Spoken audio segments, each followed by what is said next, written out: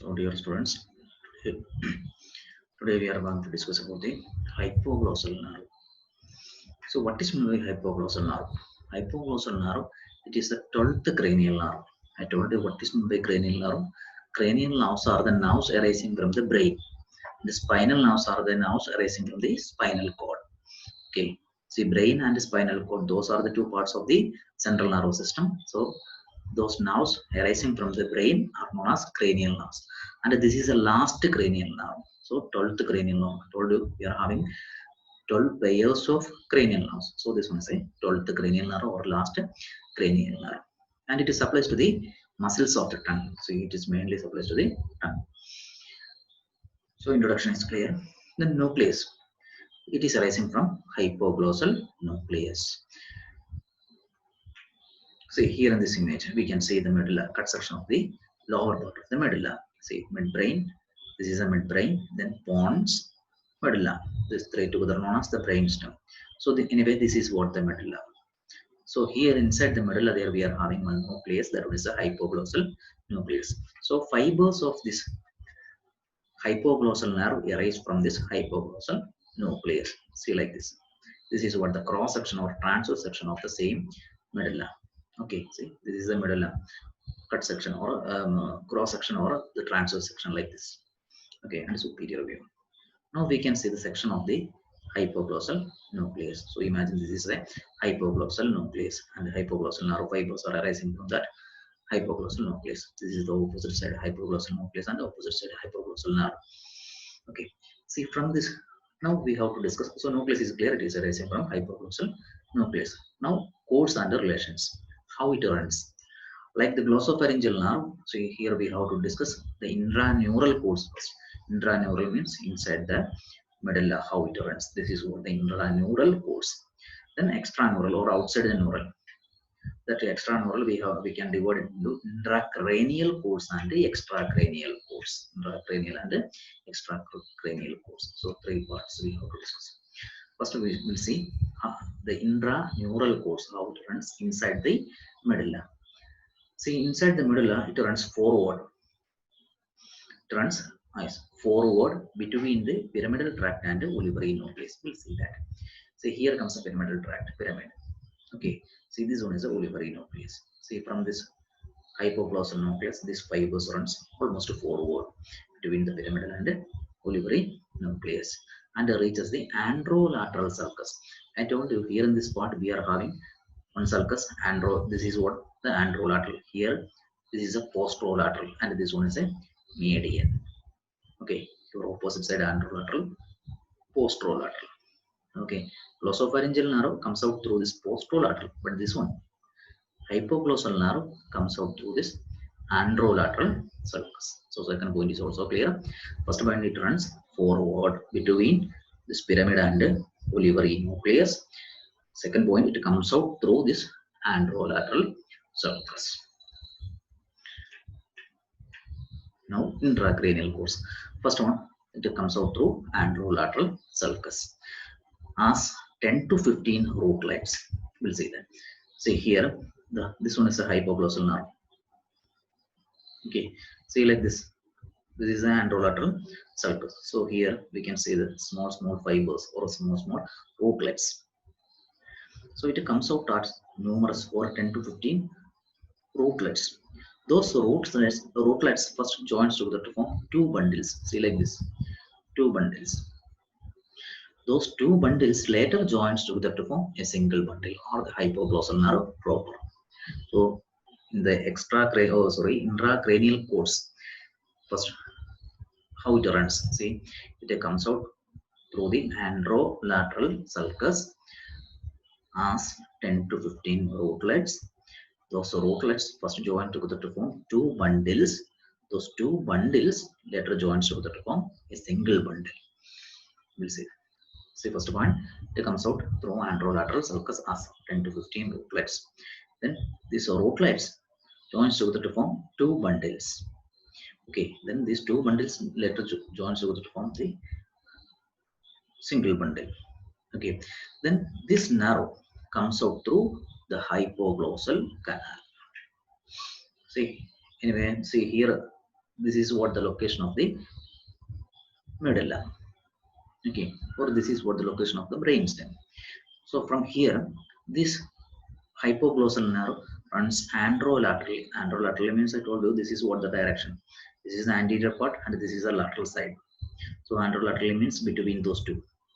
Okay, so from this brain stem or from this medulla, it runs anterolaterally. And here we are having a small foramen, small opening, that one is a hypoglossal canal. So it runs anterolaterally and reaches a hypoglossal canal through which it comes out. So the intracranial course is clear. The nerve leaves the skull through the hypoglossal canal. Okay. In between, you have to add one more point. These two bundles joins to the form single trunk. The trunk leaves the skull through the hypoglossal canal. So this is what the intracranial course. So intracranial course is clear. It comes out through the anterolateral sulcus as 10 to 15 rootlets. These 10 to 15 rootlets joins to form two bundles which pierces the dura mater, and later after piercing the dura mater, it joins to form the hypoglossal nerve proper or a single trunk. The trunk leaves the canal, leaves the cranial cavity through hypoglossal canal. How? From this medulla, it runs anterolaterally through the hypoglossal canal to leaves the skull. Now we are going to see the extracranial course outside the skull, how it runs. The nerve outside the skull, first this nerve lies deep to the internal jugular vein. Later, it comes between the internal jugular vein and the internal carotid artery. We'll see the point first. See, this is what the internal jugular vein. In front of that, this is what the internal carotid artery. Internal jugular vein, internal carotid artery. First, this nerve lies deep to this internal jugular vein. Then it lies between, see, like this, like this cursor. Okay, first it was deep to this internal jugular vein, and gradually it will become here. It will reach here between this internal jugular vein and the internal carotid artery. See, here we can see the hypoglossal nerve. This one is a hypoglossal nerve. Okay, so first it lies deep to the internal jugular vein, then it reaches here the gap between the internal jugular vein and internal carotid artery. There it descends. There it runs downward at a particular level. It turns forward. But what level? See, here we can see our posterior belly of digastric muscle. Digastric, that you know, the muscle with the two bellies. Here comes the posterior belly, and here in the anterior part, here comes the anterior belly. That is what the digastric muscle. So it's muscle digastric. It is having two bellies. See here, anterior belly. Here comes the posterior belly. So like this. This one is a digastric muscle. It is not there in this image. Here comes the posterior belly. At the level of this posterior belly of digastric, it turns forward. Okay. See, this forward course first it crosses the internal carotid artery. Correct now. See, it lies over the internal carotid artery. Just in front of the internal carotid artery, here we can see another artery. That one is the external carotid artery. See here in this image. Correct now. First it runs downward. Okay, at a particular level, or at the level of the posterior belly of the digastric, it turns forward. Now we are seeing this forward course. See, first it crosses the internal carotid. Just in front of the internal carotid, we are having the external carotid artery. Okay, so first it crosses the internal carotid, then it crosses the external carotid and reaches the submandibular region. See this region, this is what the submandibular region. So the forward course, first it crosses the internal carotid, then it crosses the external carotid and it reaches the submandibular region. There it lies over the hypoglossal muscle. So which one is the hypoglossal? See, this is the hyoid bone. Here comes the hyoid bone, and this one, this is the tongue. Okay, so here comes the tongue. So this hyoid bone to this tongue, this muscle. See this one triangular shaped muscle. This is the hypoglossal muscle. Glossus means tongue. So hyoid bone to glossus or tongue, known as a hypoglossal. So here this nerve lies over the hypoglossus. Then after the hypoglossus, it reaches the genioglossus. See this one, this colored one. This is the genioglossus muscle. There it ramifies, or there it divides into numerous fine branches. So this is what the course of the hypoglossal nerve. Now we'll see. See, the narrow lies deep to the internal jugular vein. That is correct. Then it inclines laterally and lies between the internal jugular vein and the internal carotid artery. That point is clear. First, it lies deep to this. Then it lies between these 2 points. Now, it then descends between the internal jugular vein and the internal carotid artery, so that at the lower border of the posterior belly of digastric muscle, it turns forward and crosses the internal and the external carotid arteries and passes deep to the posterior belly and reaches the submandibular region. The nerve continues forward over the hypoglossal muscle and reaches the genioglossus muscle and the substance of the tongue. Hypoglossus and genioglossus, those are the muscles of the tongue. Okay, so it reaches the tongue and ramifies or divides into numerous fine branches. So this is what the origin course. Now we are going to see the branches and the distribution of the hypoglossal nerve. Branches, basically 2 types of branches are there.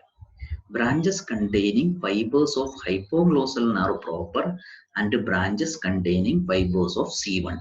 C1 means first spinal nerve or first cervical spinal nerve. Okay, we are going to discuss about that. See, this is our hypoglossal nerve. Okay, these fibers are arising from the hypoglossal nucleus. Or this bundle, it is made up of fibers arising from hypoglossal nucleus. And see here, this hypoglossal nerve gets some fibers from the C1. C1 means first spinal nerve. This is the last cranial nerve. I told you first what is meant by spinal nerve. Spinal nerve means it is the nerve. Those are the nerves arising from the spinal cord. Okay, so this is C1 means first cervical spinal. C represents the cervical. Okay, C1 means first cervical spinal nerve, or that is the first spinal nerve. Okay, so anyway, this hypoglossal nerve gets some fibers from the C1. Now here we can see both fibers. Here in this part of the hypoglossal nerve contain both fibers, means fibers from the hypoglossal nucleus and fibers from the C1.